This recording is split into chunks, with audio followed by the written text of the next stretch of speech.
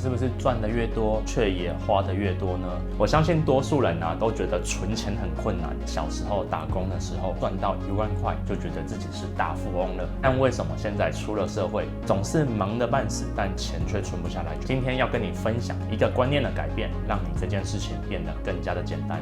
请开启下面的小铃铛，打开全部的订阅。无论在个人或者是在公司经营上面，都可能会遇到像这样的问题，包含以前我自己也是。所以后来我找到了一套方法，让我自己存钱可以更有效益，然后把观念整个转变了，用几个步骤就可以让我存到钱，开始获利。今天就要跟你来分享一个观念的改变，以及4个步骤，让你获利开始。首先我相信很多人都知道，你赚的钱减掉你的费用，就是你的利润，就是你存到钱。这个观念是很多人在计算他自己财务的时候会用的一个观念。但你现在就只要把这边改一下，其实就可以帮助到你的可以存钱了。就是你赚的钱要先减掉你想存的钱，才是你的费用。就这么简单的一个观念，就可以帮助你存到钱。这背后是什么缘由呢？很多人都是他赚了钱，把它花到剩下的再把它存下来。其实有时候不小心就会支出太多，所以比较好的方法应该是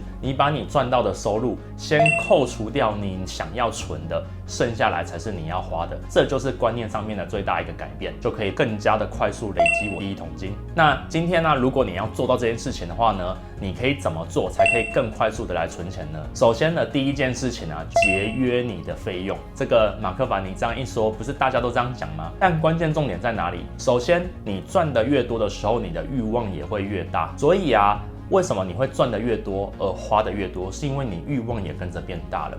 所以这个时候你要在生活上面要记住一件事情，要让自己平常的花费水平尽可能控制在基本的一定量上面。举个例子来讲，你在大学的时候会天天喝星巴克吗？为什么开始上班出了社会之后会每周至少喝2到3次星巴克呢？其实原因是因为你觉得自己有一点点赚钱的能力了，所以要多犒赏自己一点。但你有没有想过，如果你一直养成在大学时候或是高中时候的习惯，都是喝便利商店的咖啡，或者是喝吉隆式的咖啡，会不会就多存一点点钱呢？这就是我跟你讲的控制你基础的一个欲望。那第二件事情就是你在整个在获利的过程当中你要记住顺序很重要。什么叫顺序很重要呢？大家刚刚有听到观念上面的改变是什么？你把收入减掉你的利润，等于你能够花费的钱。光这样子的顺序的调整，就可以让你的观念可以改变。没错，这就是顺序的重要。所以也一样的，当你开始赚了钱之后你开始有一点点经济基础了之后先去想一下哪些钱是你必须一定要先把它存下来，哪些钱是你必须一定要花的。先把这些顺序都扣下来之后，最后面留下来的钱才是你的娱乐花费。像我自己就会很习惯的将我自己的户头先做一个存款的户头，还有哪些钱是必备一定要花的钱都会先把它存在这2个户头上面，进而才去投入到我的娱乐、我的投资上面的一些户头使用。一样的，在公司发展的过程当中，一笔收入进来之后，要先扣住哪些是公司的利润，哪些是要交付出去给外面的成本跟税金的部分，接下来剩下来的才是你可以去投资去处理的另外的花费。所以你的顺序要对。你要去想一下，如果你的花费顺序反过来，那你有没有可能就变成卡奴而一直花费呢？你要去思考一下，如果你赚了一笔钱，你的第一件事情是先拿去娱乐，接下来才是去花到必要的钱上面，最后才是存钱。这个时候我相信跟你分享，你可能的大概率是存不到钱的。所以顺序是非常重要的，尤其是你使用钱的顺序。第3件事情则是像我刚刚讲的一样，你要把钱给它分开存。心理学家有说过，其实每个人心里都会有一个心理账户。问大家一个简单的小问题，如果你今天你带着50块想要去买一杯珍珠奶茶，走在路上，你的钱掉了，你会想说掉了50块，而不去买珍珠奶茶吗？不会，你会直接再拿出一个50块去买珍珠奶茶。所以不知不觉，其实你就花费了100块。但是如果你今天把钱分开存的话呢，你这时候就是这个样子。我买珍珠奶茶就只有50块，我掉了就是掉了，所以我现在就不能再喝这一杯珍珠奶茶。此时此刻呢，你就只会损失50块而已。没错。多数的人其实没有把账户分开的习惯，所以会不知不觉的去挪用账户来去做使用，不小心的就没有存到钱。所以你今天要做的第3件事情就是要把账户给它分开算。第4件事情很重要，你要怎么存到钱？最好的方法呢，就是控制你的存钱的时间跟你花钱的时间，也就是定时定量的习惯。在一开始的时候呢，你就定掉自己每个月在什么时间点才能够领钱，什么时间点才可以娱乐花费。只要你的习惯定下来之后呢，你其实就可以靠着你的存款簿的余额来控制你自己的存钱的习性。那多数人呢都没有做到这件事情，而都是使用呢想到就去领的方法呢去使用你的存款，然后花的时候也都不会在特定时间花，所以你的身体记不住存钱的记忆跟花钱的记忆，所以会造成时间上面的错乱，导致你不停的在乱花钱。那如果你今天又刚好有使用信用卡的时候呢，你就会发现到你更不会去记录下这个花钱跟存钱的习惯。所以要跟你们分享的第4件事情就是，你必须定时定频、有仪式感的存钱跟花钱。也就是说，如果今天你的收入还不太够的话呢，我会建议你要办一张信用卡。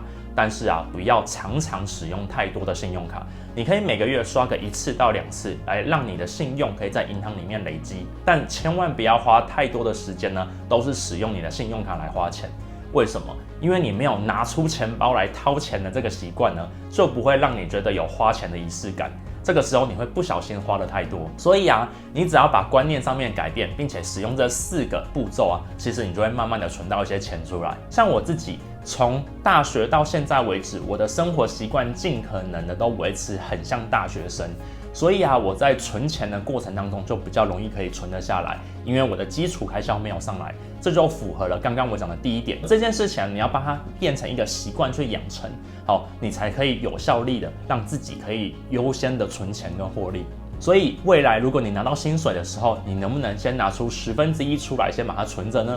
养成一个好的获利的习惯，这个时候就可以帮助你自己更好存钱，也让你可以更快的存到第1桶金。跟你分享这个方法也很适用于用在公司经营上面以及公司预算上面的处理。其实你或许在你的现在，你的收入不一定赚得非常的多，但是透过有效的花钱跟存钱的方法呢，可以让你更加速的可以有获利的这个基本盘，让你也可以再存到钱，未来再来投资自己。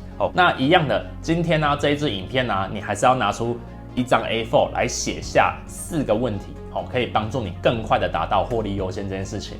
首先，第一个问题就是你每个月的平均月收入有多少？这个把它写下来，其实是帮助你更加理解你进来的钱有多少。那你要扣下哪些钱来把它去做存下来。第2件事情是你预计要存下多少钱。我刚才讲了，获利优先的第1个概念就是你要先把哪些利润先存下来。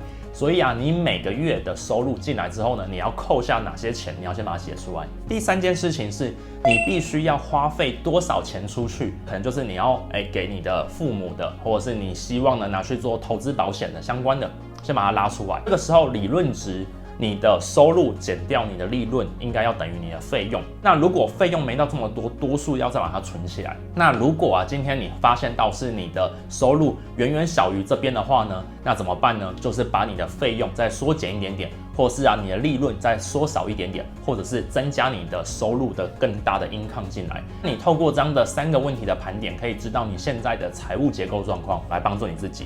那最后面呢，是第4个问题，是我很建议你一定要做的，就是你要定下你每个月存钱跟花钱的时间。举个例子来讲，薪水一发，第一时间就先存钱。然后例如说10号发薪，就10号先把钱给存下来。然后你每个月哪些时间你固定可以花钱的，好，这个时候你可以更加的有效率的去做你的投资规划。例如说，你就每个月固定20号去做采购的事情，买自己的生活必需品。这个时候你有多少扣打，你就会花多少扣打，你就不会乱花一通。所以养成你定期存钱、定期花钱的习惯，我跟你分享。好啦，那今天呢就跟大家讲这个赚越多，让你花少一点、存多一点的方法。那一样的，有用一个 A4 的纸来让你去做一些课后的一个反省。在这影片结束之后，我希望你好好的去做这个 A4 的行事表。也一样的，在马克凡生活 CEO 里面当中，我都有提到，知道跟做到最大的差异啊，在于努力的执行跟练习。所以现在我已经跟你讲了，让你自己如何养成获利的习惯，来帮助自己存更多钱。那希望今天的影片对你有所帮助。我是马克凡，我想跟你分享这一切东西呢，其实我都写在这个我的自己的书里面，关键思维当中，你可以来看看书，希望对你会有帮助。那今天呢，影片呢就介绍到这边。我的影片呢会在礼拜一跟礼拜四的晚上的9点呢进行一些更新。我们下次见，拜拜。